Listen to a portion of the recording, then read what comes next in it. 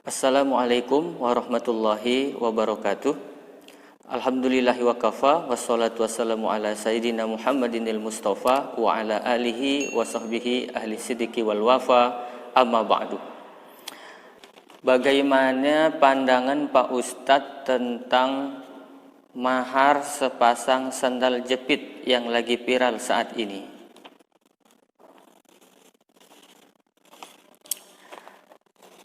Maharnya apa?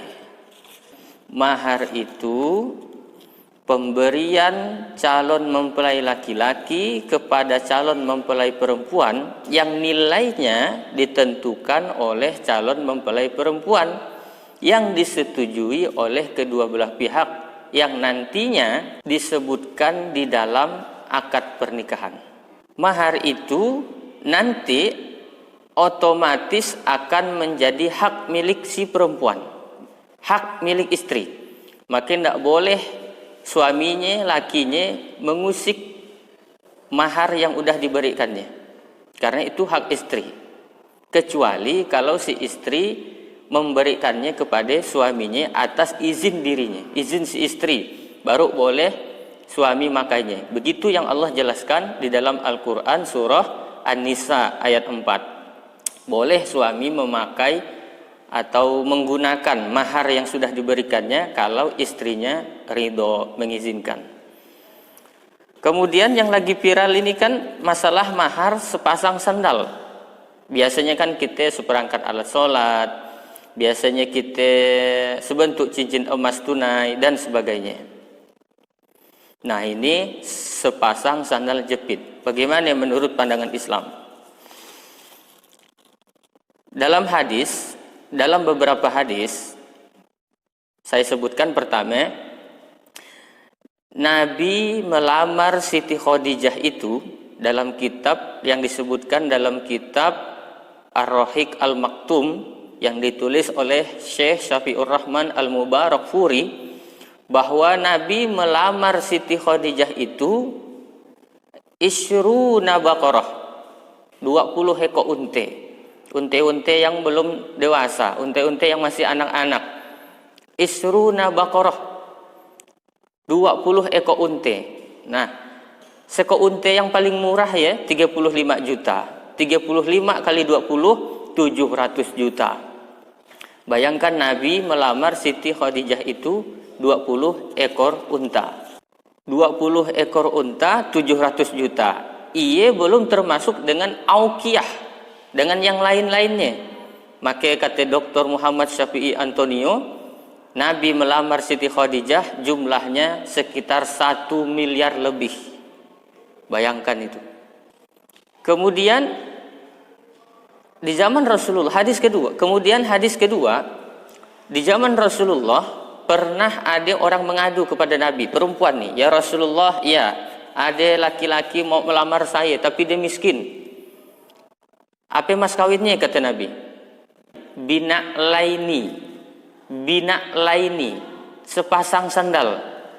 Lalu kata Nabi, atardina, apakah kau ridho? Ya, kata sahabat, saya ridho. Kata Nabi, silakan. Jadi kalau ada orang yang nak nikah dengan sepasang sandal, boleh. Tapi saran saya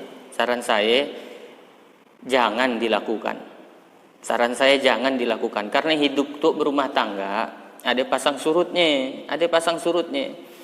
Lebih baik sebentuk cincin emas. Kalau nanti satu saat di dalam rumah tangga lagi sulit, emas tuh bisa kita jual, kita jadikan modal untuk menutupi kekurangan dalam rumah tangga kita. Kemudian selain benda, boleh juga dijadikan mahar itu yang bukan benda, tapi yang lebih mulia dalam pandangan Allah, seperti mengajarkan ayat Al-Quran, atau mengajarkan surah Ar-Rahman, atau mengajarkan surah Al-Fatihah. Nah, di mana di zaman Rasulullah itu pernah kejadian memang.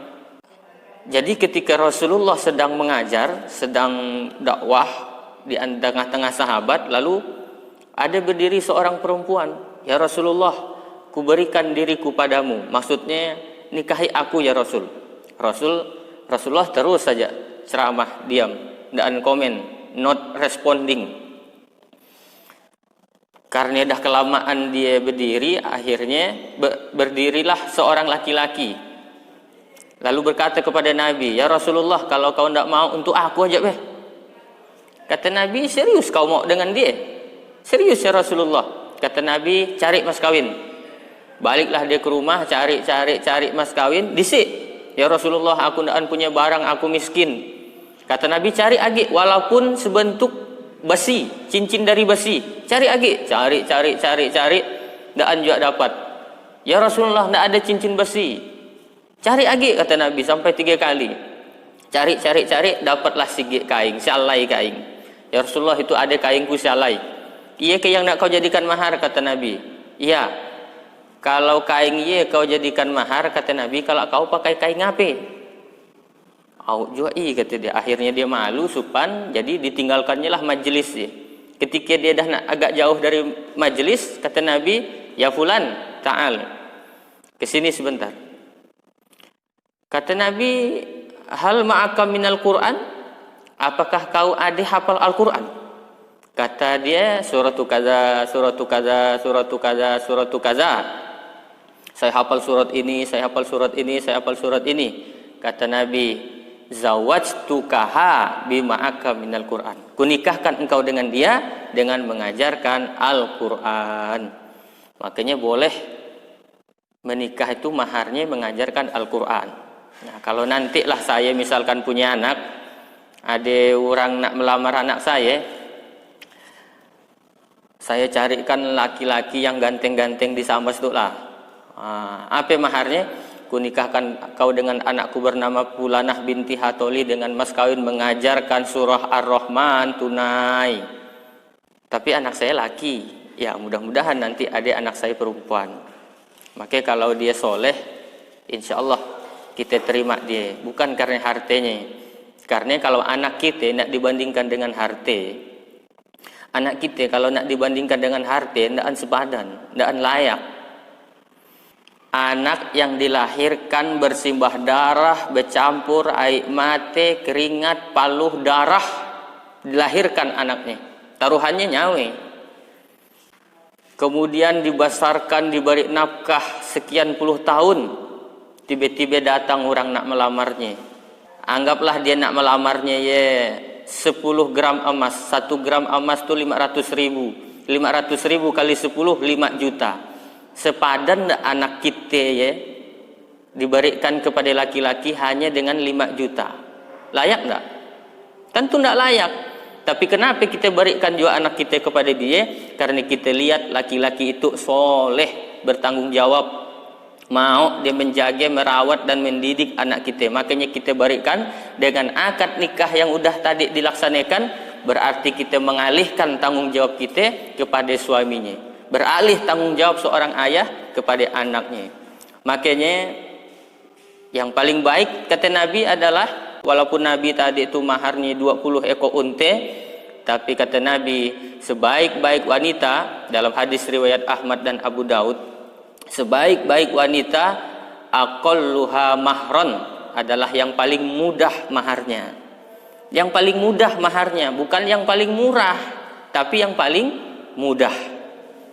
Bagi orang yang kaya 100 juta mudah, bukan murah.